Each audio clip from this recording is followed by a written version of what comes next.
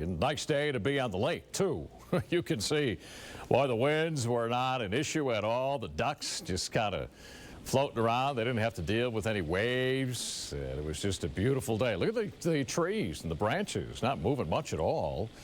So you got to like today. Now tomorrow the winds will pick up, but it's going to be very late in the day towards tomorrow night as we track a cold front. Going to be a little bit warmer too. So hey, the ducks will like tomorrow as well. Now maybe tomorrow night into Wednesday morning, the winds will pick up just a bit. But let me get you caught up on rainfall for 2020. If you take a look at the numbers here, 5.84 is what we ended up at the El Paso International Airport.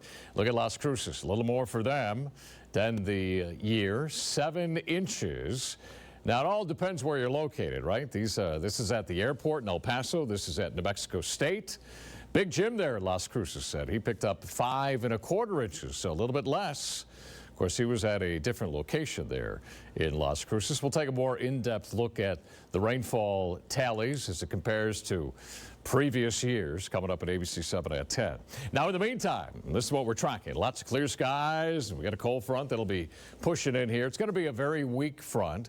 Tail end of it's going to move through here, mainly towards late tomorrow evening and into tomorrow night. So what winds pick up will be late. I think most of the day should be fine in the wind department for tomorrow if you do have any outdoor activities. Notice what we're talking about, 20-mile-an-hour gusts for tomorrow and into Wednesday, then down on Thursday. Looks as though the wind's going to pick up. We're going to be tracking our next system that's going to move through here. So as it looks right now, Saturday, we could be looking at a windy day with those gusts right now at 35 miles per hour. All right, Van Horn, out there in Sierra Blanca and Del City, going to be cold tomorrow morning.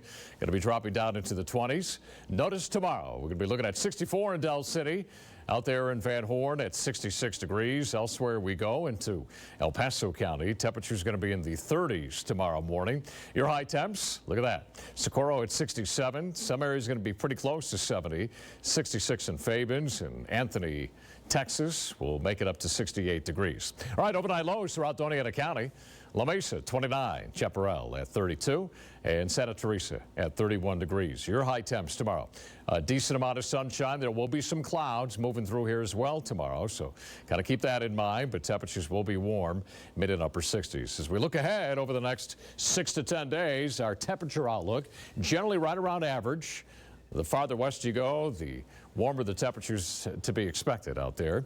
And you look at our dry conditions, we're going to be on the tail end and maybe some drier air, but just off towards the east of us, we should have this sliver here where temperatures are going to be right around the averages for this time of year. All right, overnight tonight, temperatures dropping down to 35 degrees. Tomorrow, increase in some clouds, partly cloudy, but 65.